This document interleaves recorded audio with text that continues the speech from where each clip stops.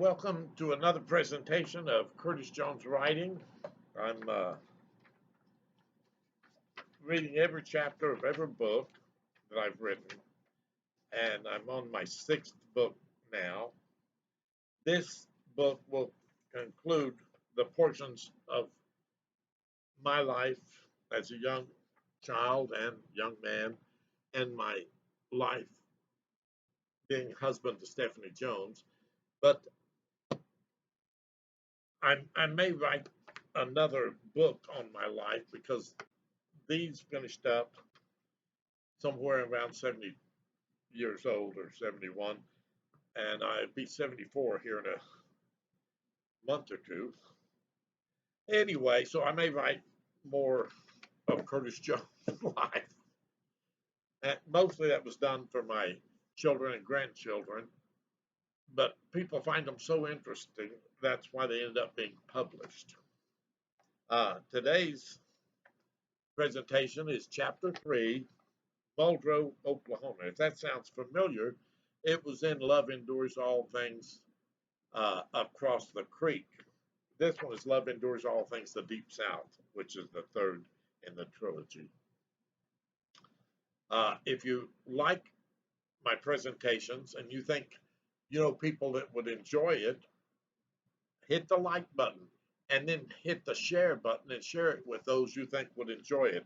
I don't do anything that couldn't be told in mixed company or said in mixed company, nor anything that couldn't be said in front of children. So let me be your babysitter when you need one. Turn this on, let the children sit and watch it. Keep them busy for about a half an hour. I have about 40 hours worth of viewing on YouTube in these books that I've done. This is book number 6. Muldrow, Oklahoma, Chapter 3. We moved back into the house with just a little nostalgia. We had not been gone but about 20 months. But there had been changes made to the house by our son Brian. It was structurally the same as we left it, but he had painted several rooms dark colors. By the way, Brian is colorblind, so he didn't really know what colors for sure he was painting. He didn't use anybody to help him. Now imagine what that would look like. We were not very happy about the painting that was done. We didn't fuss to Brian about how we felt, but the fact is, it was done without even consulting us, and we felt that without consulting us felt wrong to Stephanie and to me. We suffered the changes. We like to avoid the drama that often comes from disagreements like this. Brian had not brought any new furniture into the house, so we were able to place our furniture where it had come from. We had a den and a formal dining room.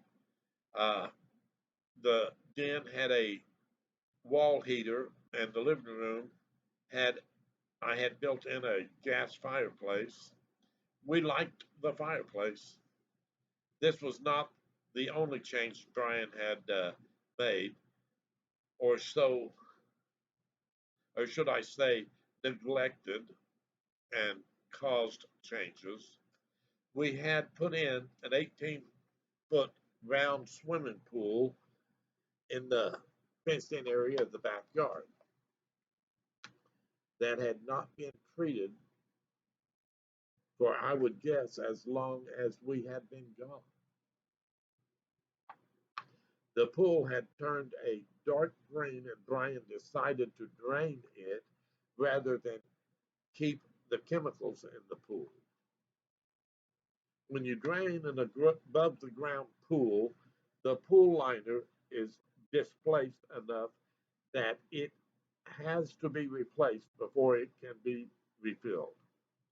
Brian must have known this, must not have known this, or he would not have drained it. We had to order a new pool liner. I did not have the expertise to install it, so we ended up with a pool skeleton in our backyard. I told Brian that it would have been better if he had left the green water in the pool. We could have corrected the problem with chemicals from there. The liner ended up costing us about $80 with shipping. The liners were quite heavy. I went out to try to replace it, but after a whole day working at this, I gave up. I wasn't able to do the job. When we left for the deep south, we put the house in Muldrow up for sale, and there was not much interest in it. We decided we would still need the house because we were back in Oklahoma now. The bad news came only 5 days after we got back in our house in Muldrow, Oklahoma. The real estate agent called on the fifth day back home to bring a couple to look at the house, and we agreed to have them look. We talked that night about what we would have to do if the place sold, and we settled upon buying a used mobile home and putting it on the 15-acre place in Nycut that my son was not paying for anyway. We slept uneasily that night, not knowing exactly what was in the future for us. We didn't say anything to each other about how worried we were. We didn't want to worry the other one. We did talk about what we felt a little later after things were already set in motion. I knew we thought alike, even though we believed we probably thought very different, being a man and a woman. Within 3 days, the couple made an offer to pay what we were asking. That was a very long 3 days looking at how we found ourselves in this state of limbo. At least when the offer came, we had a direction to move toward. We breathed a sigh of relief.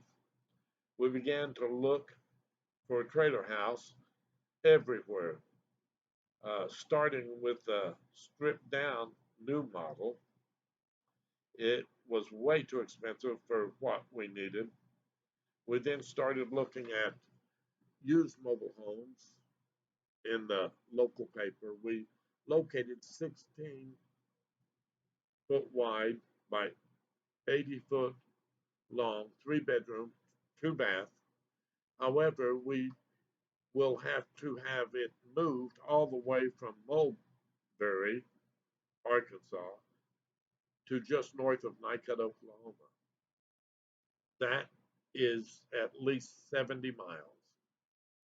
We were told that the last owner was a senior citizen who was not able to prepare the house to be moved, but we did get a good price on the home, so we accepted the responsibility to save a few dollars. After looking at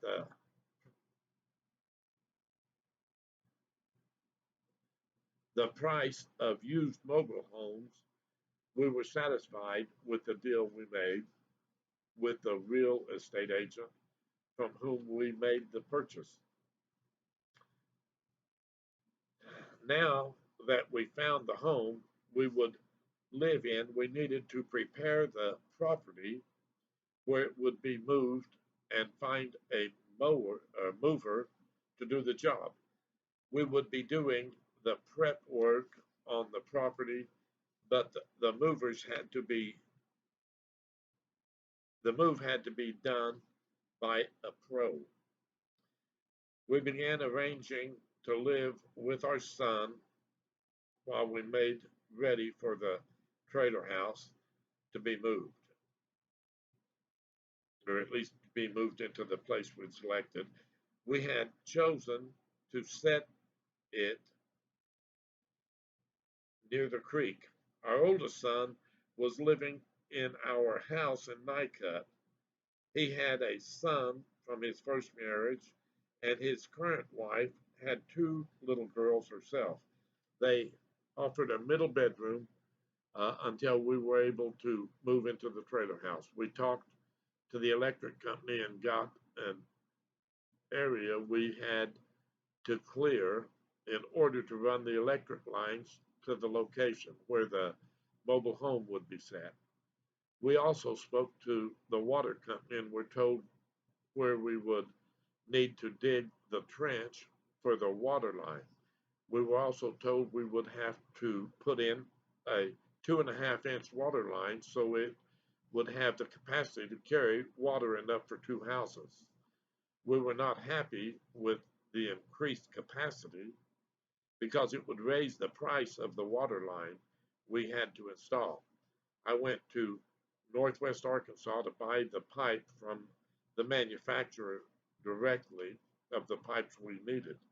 It saved us about $1,000 in pipe. I had a 16-foot flatbed trailer to haul the pipes home. We arranged for our old friend Jim Mathis to dig the trench for the water line. It had to run 1,250 foot from the water line uh, that went down the side of the road that crossed the creek at the slab. Jim owned one of the two little stores there in Nycut.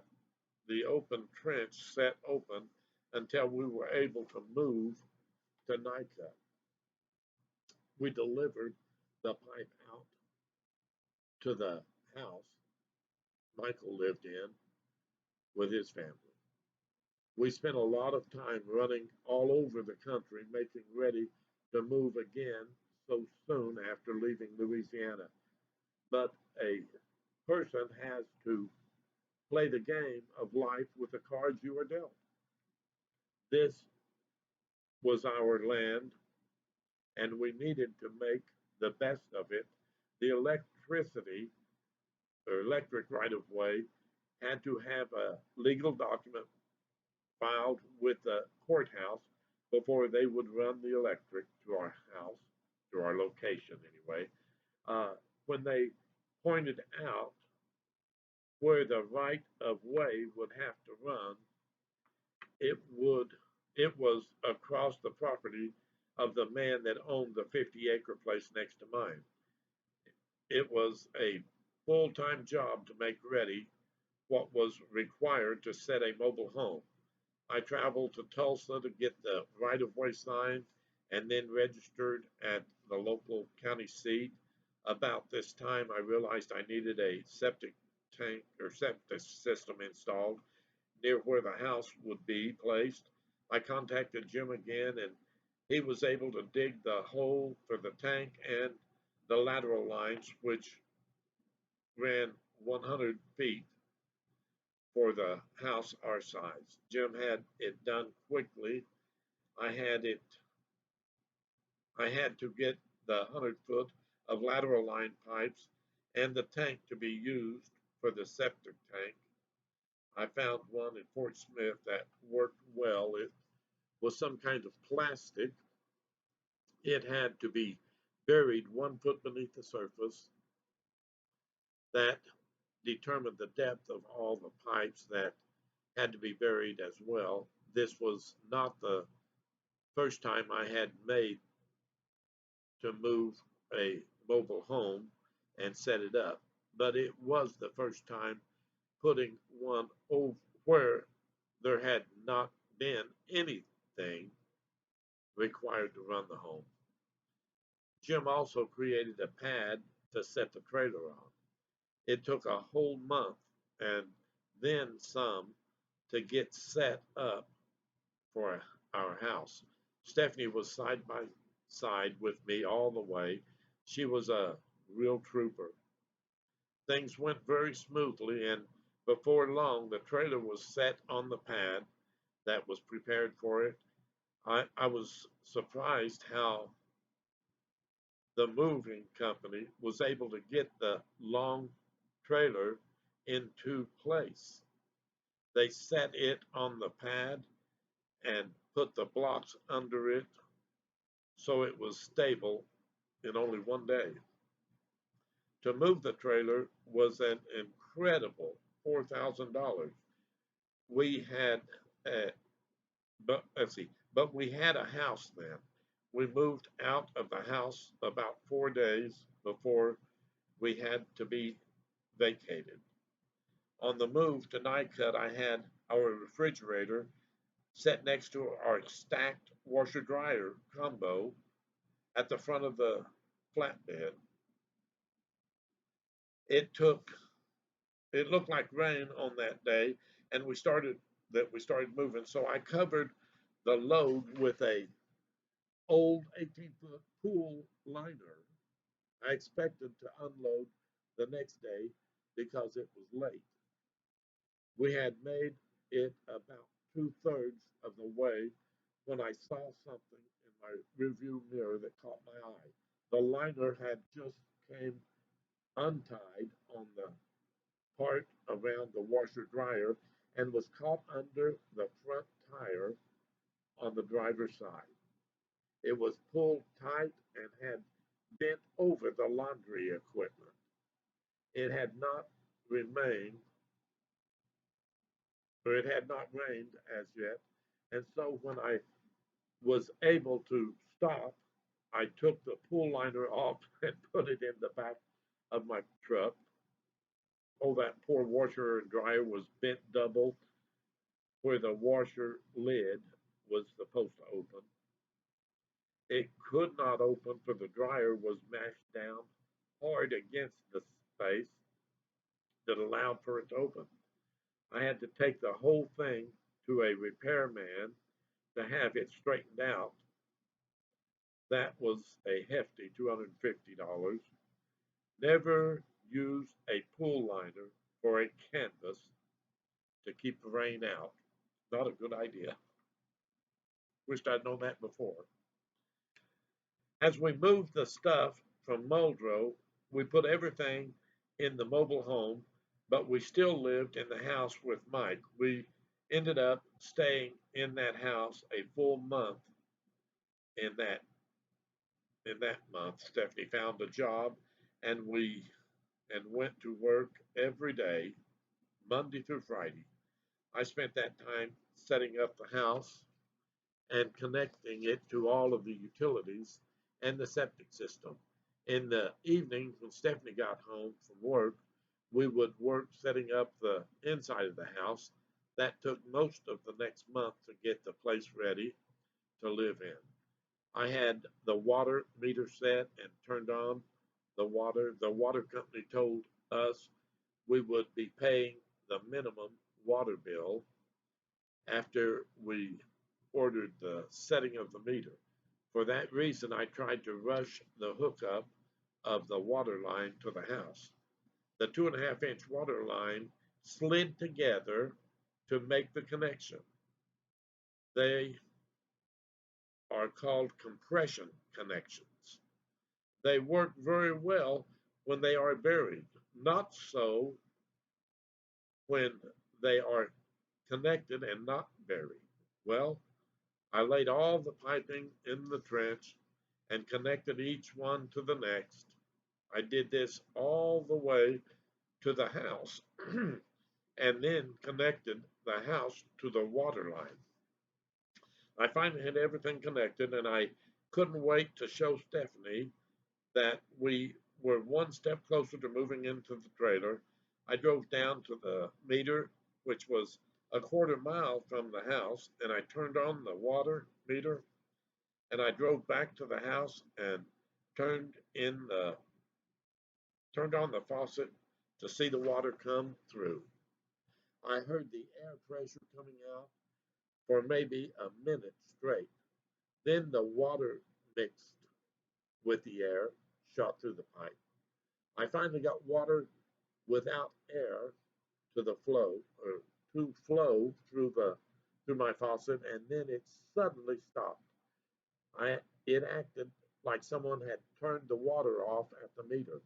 I got in the truck and I drove to the meter quickly. When I got there, the meter was still running on and running quite fast, but there was no water at the house. I drove into the 50-acre field, and about halfway down the water line was a great water spout shooting water into the air about 25 to 30 feet high. It had its own rainbow. I got out of the truck and ran to the meter and turned it off. My heart sank because I would not have the water hooked up to the house when my sweet wife came back. I had hoped to have that done when she got home. I drove to where the water spout was, and sure enough, the pipe had separated, and the trench was very muddy and wet with about 6 inches of standing water. I would have to let it dry before I could continue. It took 2 more days, but as soon as I could, I connected the pipes. I had Jim come and bury the main pipe. It worked well after that. We were going to church in Muldrow at the Church of Christ when the preacher had to have surgery on both hands, and he asked for a couple months off. The church agreed, and they asked me to fill in for him for 2 months. I had renewed my religion while we were in Alabama, and so I said I would do it. I called a friend of mine named Mac Lyon from Edmond, Oklahoma, and I told him what was going on, that they had asked me to preach, and I didn't know what to do because I didn't know how to write a sermon, let alone 2 months worth of sermons. Mac calmed me down and told me to go on the internet and download his collection of sermons and preach them. I would not have to write sermons to preach, thanks to a dear friend. I did what he suggested, and I began to preach at Muldrow. I did all the work that the old preacher had been doing. I got paid for doing so. I thought this was quite nice to get paid for what I would have done anyway. That is where I got my real start at preaching God's Word. In time, I taught myself to write sermons. I probably do it differently than any others write them. I don't know for sure. I have a written and presented many sermons that are different from any preacher that I have that has been taught in a preaching school. For example, I preached a sermon entitled Pet Dinosaurs, where I show that man and these great beasts walk the earth at the same time. I try to show that science proves the existence of God rather than disprove he lives and that he is.